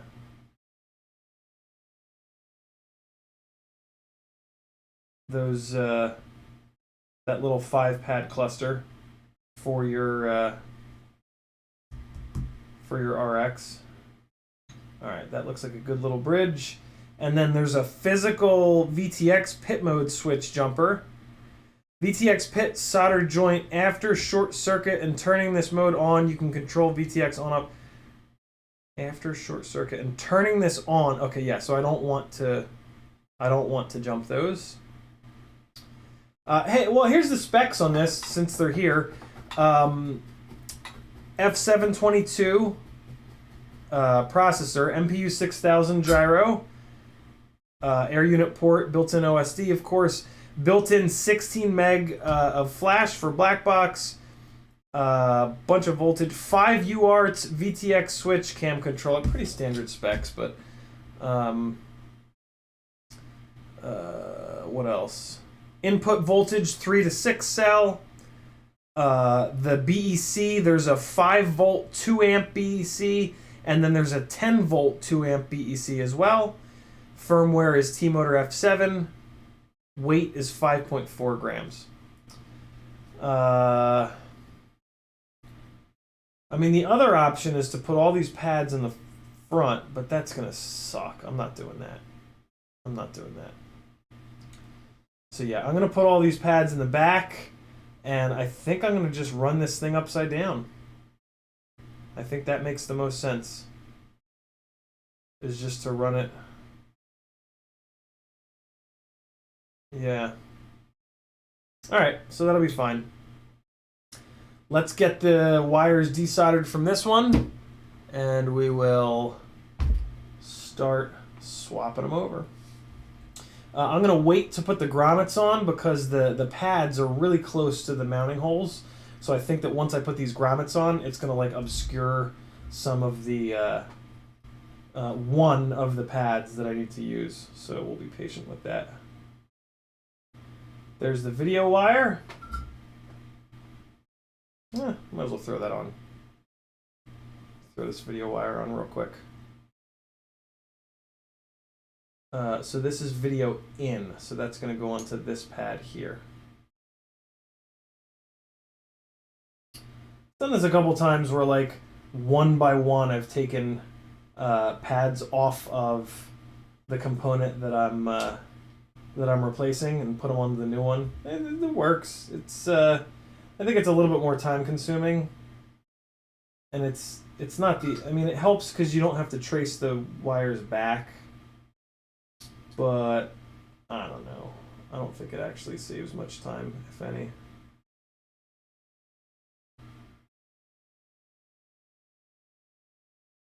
All right, so there's the video in. That little guy's good to go. Just kind of swing him out of the way there. I don't have anything on the bottom here, so we're good to go there. So I've got a yellow and a green over here. I wonder what those are. So that is going to the TX and RX. So these are cross. So this is the whole crossfire thing here. So yeah, let me do that first, and then I'll tack those on there to this little 5 cluster here.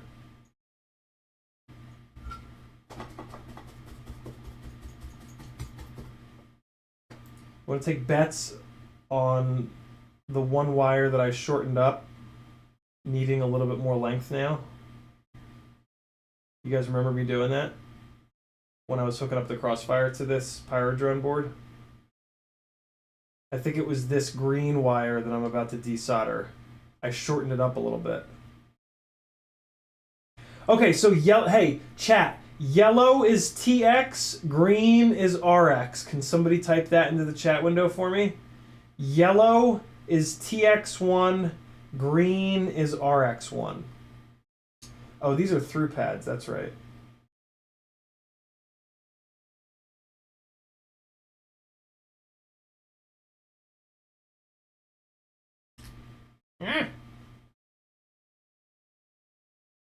Get out of there, come on.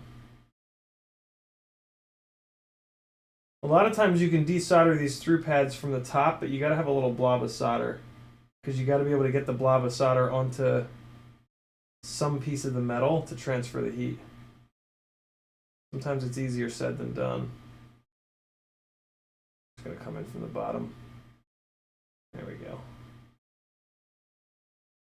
All right. So that's the receiver bundle of wires there. Let's get that swapped over. Just kind of move this out of the way here. So these guys are going to go to this little 5 pad cluster here. Let me desolder the microphone real quick, because that's preventing me from moving this blown up flight controller around. There's one. Because those wires are cut really short. Okay, so there's the other. And good, now I can get that out of the way. All right, so let's take care of the crossfire real quick here. And let's just see. Are these cables gonna be long enough to stretch to the other side of the board? Hey, the RX and TX are long enough. And the power is too. Great. Okay. So that's good.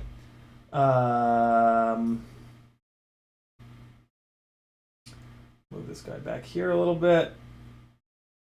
So, kind of a janky way of doing this, but it's going to be fine. It's going to be fine. Okay, so ground, power. All right, so I'm going to do ground first, then I'm going to do power. Let's just knock those out first. Ground, then power. Since these were in the through holes, they're kind of kinked to the side. So I'm gonna just straighten the little ends of the wire out first here real quick. And I'm gonna do that with the tweezers, and then I'm just gonna apply heat and just like with the tip of the soldering iron, just like coax it. Yeah, there we go. Coax it straight again, so to speak. All right, and then we got this. 5-volt wire.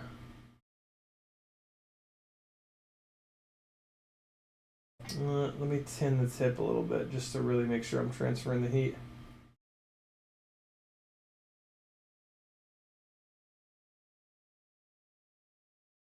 That's better. I gotta make sure that the ends of these wires are very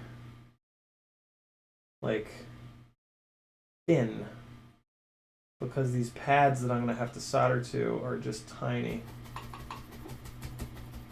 So the ends of these 30 gauge wires need to be in really good shape here.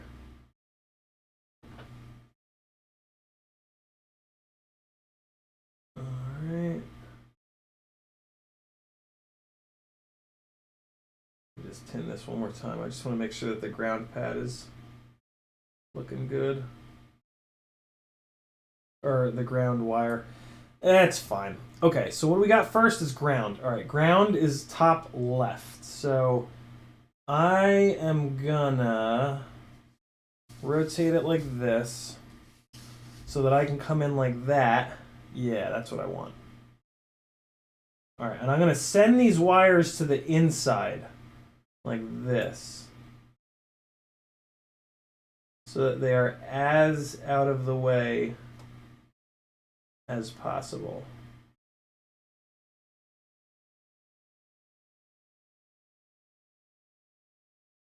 Come on, soldering iron. What are you doing? There we go. All right, so let's get the ground on here first.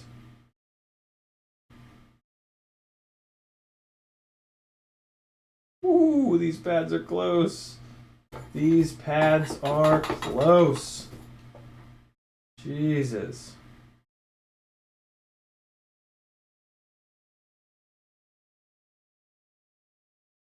That's a good one. Okay. So there's the ground. What I am going to do, instead of doing the power next, which is below it, I'm actually going to take care of this TX1. Smooth and Groovin says 2 in the pink, 1 in the stink. I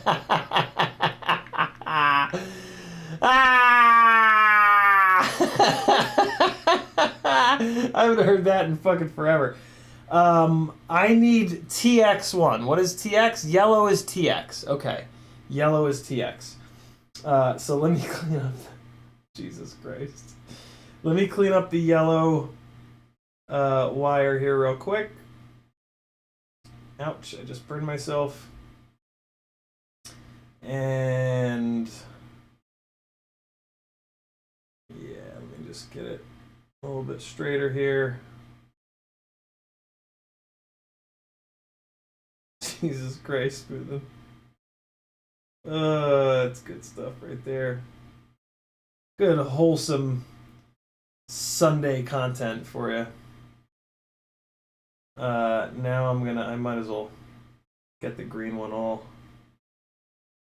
proper while I'm at it here and just push it straight. Okay, so we're gonna go yellow to this TX1 pad, and then I'm gonna do the power pad, which is next to it, and then we're gonna do the RX. So let's just get this yellow going real quick first. And I'm going to put it right down there. I'm just going to use my finger to hold it in place, and then I can flip my tweezers around and get really good control of this wire bundle. Actually, I'm going to move it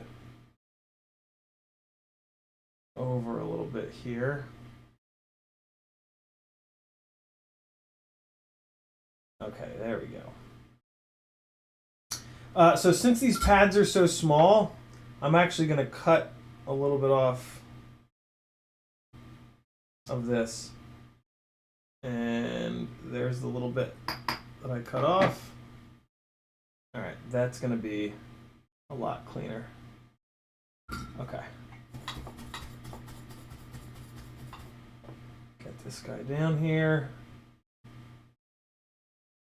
Try to do this without tinning the tip of the iron, because I don't want to add any additional solder because these pads are so goddamn little. And we're good to go. Yeah, it's perfect. All right, so we got that one on there. I'm going to grab this green one, pull it up a little bit. Oh, you guys probably can't see what the hell I'm doing. God damn it, I keep forgetting. Mr. Huggy says, see above. I don't see any other comments. Mr. Huggy. We are gliding, Ramdonko. There you guys go. Maybe you can see a little something now. I doubt it. Okay, so then we've got power, which is here. Let's get this spun around, and it's quite a bit longer. It's going to kind of be a pain in the ass. So I'm actually going to cut this end off and really important when you're cutting on top of the on top of a PCB like this, to know where the little bit that you cut off has gone, because otherwise it can fall onto the PCB and blow your shit up. So if you're going to be lazy and cut while on top of the PCB, same goes if you're going to tin like I'm about to do. You got to really pay attention and make sure you don't have a little solder ball drop onto the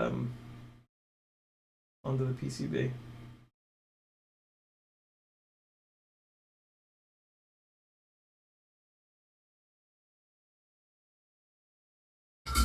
So like when I'm doing that, I'm not like I'm being very gentle and very slow.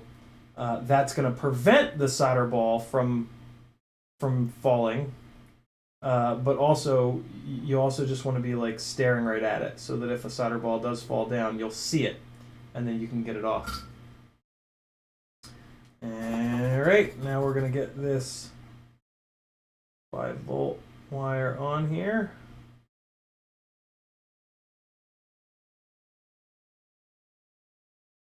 Beautiful. This is my full-time job. If you'd like to support me, head on over to CiottiFPV.com and click some buttons. I've got a Patreon page that helps me out the most. For as little as $3 a month, you can get access to a whole bunch of good shit. Secret live streams, talking about some of the sketchy shit that I've done. a bunch of like half-finished edits, raw flight footage. There's like 80 some odd videos up on the Patreon only playlist. And for $3 whole you can get access to it. And you can make a gangly guy's dreams of continuing to work in the FPV space a possibility.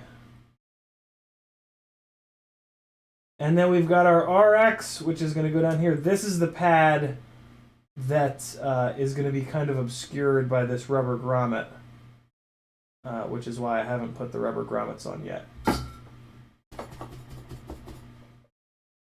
Get this guy down. And then our Crossfire Nano will be wired up. And there we have it.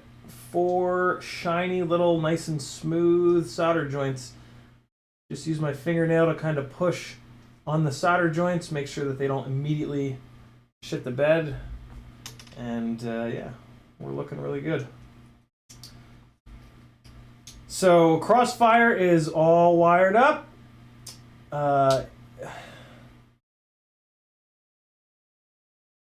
Those wires are kind of crossing over these other ones. I think I'm going to kick this ESC up and off of here and reverse the way that the VTX and the Crossfire wires are running, just so that they're not crossing over each other. Right now they're kind of crossing over each other, and I always try to prevent that. So let's just do that real quick. Shouldn't take more than a minute. Minute. Shouldn't take longer than an minute. That's an old Jeremy Clarkson joke, actually. He uses a and an in the opposite way that you should, and I find it hysterical. I forgot that I put these motor leads on. Let's get this flight controller the hell out of here. There we go. There we go. Okay.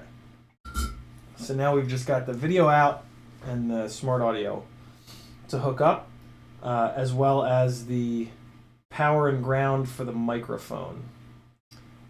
So here are the microphone cables. Let's move them up and out of the way. And let me see if I can get the Crossfire cables. Okay, perfect. So they're up. So if I take the Crossfire, I can just sneak in here. I can just sneak in here and grab them. Right? I want to go down below with these. So it's these two right here. This is just me trying to keep the wiring as clean as possible. You don't have to do this, but I find that it helps when you have to do a repair. If you've taken some time and some effort to do cable management, it's just going to be a lot easier to find the cable that you want to find. So it's just kind of one of those things that can save you some time in the future. Not really a necessity, but yeah, I don't know. While you're in here, do it right, is my philosophy. So I've got a little bit of a situation with this video wire wanting to spin itself into a little coil. Let me get that taken care of here. That's better. So what's going on is there's a little bit extra. There's a lot actually of extra cable on the video out and the smart audio, because at some point they were hooked up to the front of the flight controller, and I love the idea of keeping the extra cable, but the problem is that it can potentially like coil itself up in a way that I don't want it to. So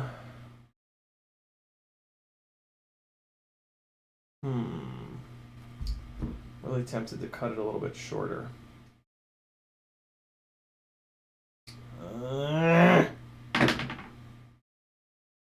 I can't like reduce the cable length by twisting it anymore. It's already twisted as tightly as it can be. So I am going to cut it. I'm going to cut it down a little bit, and then in theory, if I need it to be longer, I can just recoil it, I guess is a word. So I'm going to cut it here. I'm not cutting that much off. I'm only cutting this much off. So not a big deal. But this is going to... And in fairness, I always try to orient the flight controllers so that the video out is in the rear. Because then you've got the least possible... the video out 30 gauge wire tends to be the one most susceptible to electrical noise. So I always try to keep that as short as possible. And this is me doing that. I cut a little bit too much silicone off, but you can just kind of grab the silicone and pull on it to just make it a little longer. Ask your girlfriend or wife. She'll tell you all about that.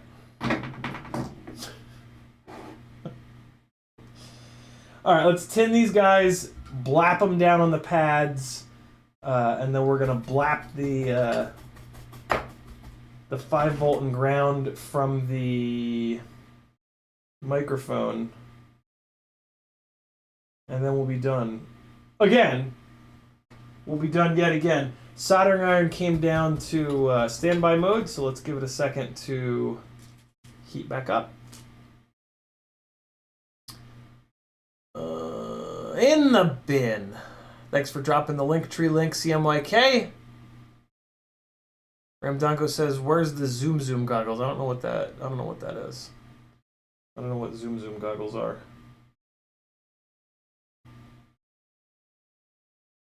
Come on, there we go. Tinning the green. Tinning the yellow. Try to always use yellow for video. It's just sort of the established color in the world for video. Again, down the road, if you're doing a troubleshoot, it helps when stuff is the right colors. Yeah, just one of those little things. So we've got 4 pads in a row that we need to solder to. First one is going to be green, then yellow, then black, then red.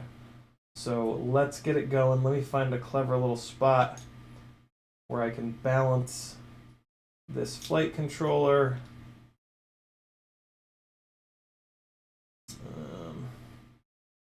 These cables are kind of short, so that makes it a little bit more difficult. This might be a good time to... Oh, nope, that's perfect. That's beautiful. I love that. Okay, so green first. Spin this green and yellow back up again. I can probably deal with these being pretty close to one another. Yeah, there we go. Although the green one is a little bit too long, I am going to shorten it. There we go. Okay. Here we go. This is TX3, which in this case is being used for smart audio. On the instruction manual, this is the... I mean, it's right next to the video out, so it makes a lot of sense, but if in the instructions they say, hey, use this pad for so-and-so, I will follow that, because then down the road, I can just look at the manual and I'll know what pads are what without having to trace the wires. All right, so there we go with that. And then we're going to go video out right next door. Just get this yellow wire up and over. Okay.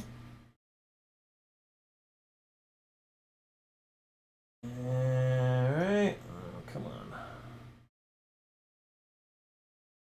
And I spun these up. I spun this little wire bundle up really tight. Usually I don't like to do it quite this tight, but I was really trying to maintain any extra wire length that I could. We're gonna be okay though. Yeah, there we go. All right, so there's the video out. Get some heat on there.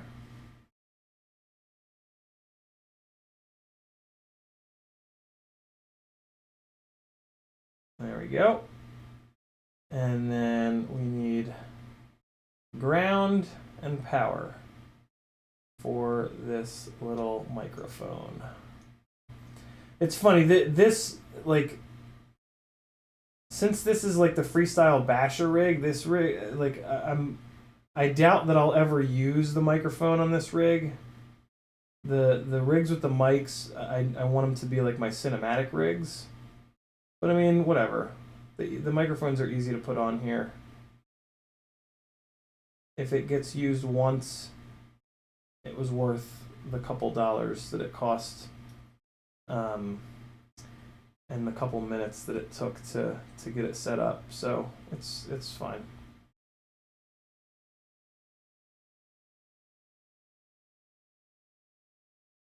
I want to get this one a little bit flatter on the pad.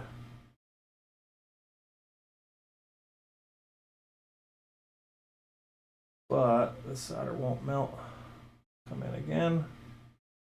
There we go. Now, see, now that pad is starting to get too close to the voltage pad right next door. This is really where I get frustrated when they put these pads too close together. All right, so this is going to start to get annoying. If you get it perfect on the first hit, it's not that bad, but if you don't and the pads are close together, it can get really annoying really fast.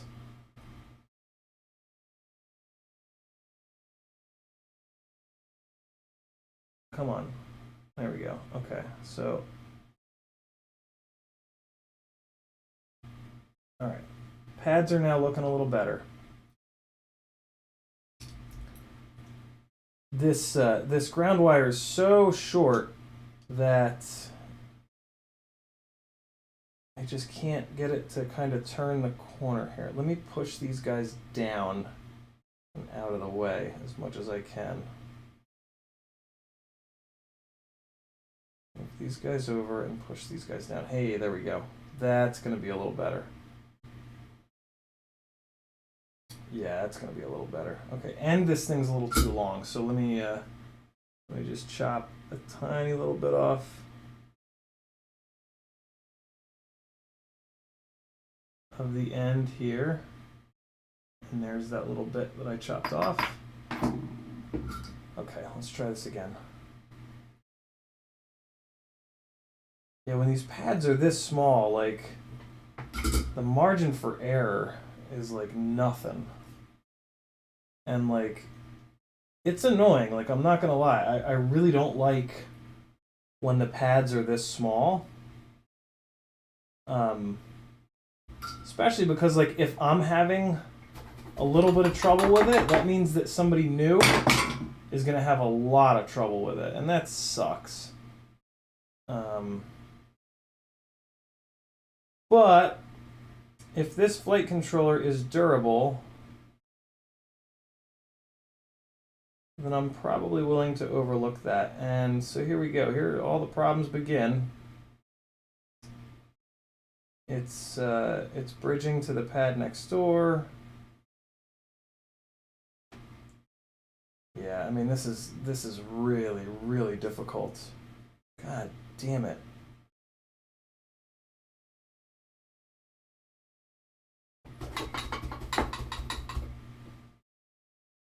God, I could just feel myself getting angry.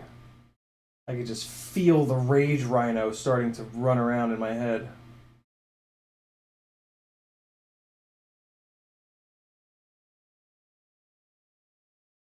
Well, that's not great, but I don't give a fuck.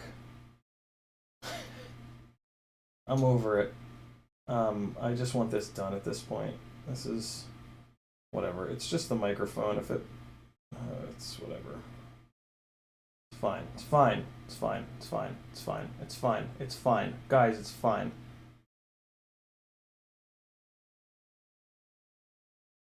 Oh my god, these cables are like exactly too short. See, I can't do that.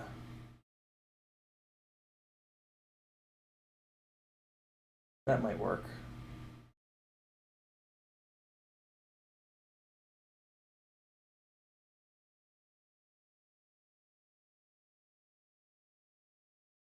Hey, I think that's good. Let's take a quick look with the loop. And oh yeah, we're all set. Little ugly, but who gives a shit? Everything else looks good. So that's it. That's swapped over. The only other thing I have to do is make a flight controller to ESC cable. I doubt this one. Well, I mean, this one's correct on one. I mean, shit, you never know. Maybe this one's right. This would be really nice if this cable is correct. So if I look at it like this, it's already wrong. So yeah, I gotta make a cable. I'll probably reuse this one though. I'll probably just pop these out and reuse this one. Hopefully it's long enough. Oh, and you know, I forgot that I was gonna flip this thing upside down. Once I flip this upside down,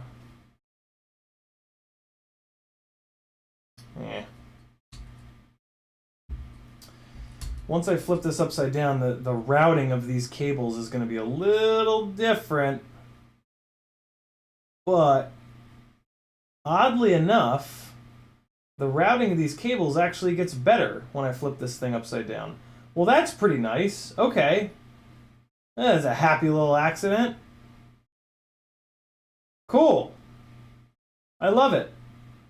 I love it. With this thing upside down, yeah.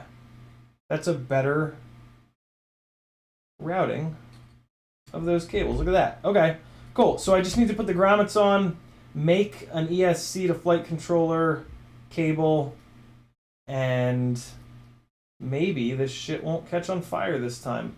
But we're going to do that.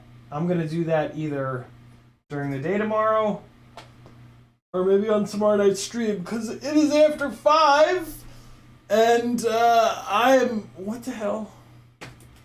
What's happening here? Oh my god, did you guys was that what you guys were seeing that whole time? Son of a bitch. Not the whole time, but just towards the end there. Yeah, I want to go to I'm going to Maggie's to hang out and yeah, have some fun. Finn FPV says, I know you like purple, but it's 95% of the screen. Hey Finn, by the way, I gotta get back to you. For the record, if I ever don't get back to you guys, a lot of times what I'm doing is leaving your message that you sent me unread so that I can find it again. I'm always afraid that, like, if I get back to you guys and say, like, cool, sounds good, your message is no longer unread, and then it'll get buried. So, Finn, yeah, I gotta get back to you, but I'll fix it in post, yeah, right? Michael Blade says, what is the microphone for and how do you use it? The microphone is for if I'm flying in a scenario where there's a lot of noise and I can't hear the quad. I don't like not being able to hear the quad. So best example is drift events. All the stupid LS1s and VQ engines are so loud that once you get the quad out there into the action, you can't hear it. And I find it really helpful to be able to hear the motors on the quad as feedback from my throttle. When you move the throttle up and down, your view almost doesn't change at all. So having an audible cue for when you move your throttle tends to make you more accurate with elevation control. Ramdanko says the focus lens sees things. The focus lens to see things better. Okay, gotcha. And Carbon Cage, what's up, big and little? That's gonna do it for me today. Thanks for hanging out. I'm gonna go have some funds outside of FPV, and then tomorrow I'll dive back into FPV land. And I'll see you guys tomorrow night at 10. No giveaways tomorrow night. Tomorrow night's just a regular Monday Q&A. So yeah, bring those questions. And yeah, we'll talk and hang. Let me get you guys something to watch on the way out here. Here's some more Flight 1 at the bridge. This is the very last battery of the day. Hopefully it's a good, well, no, it's not.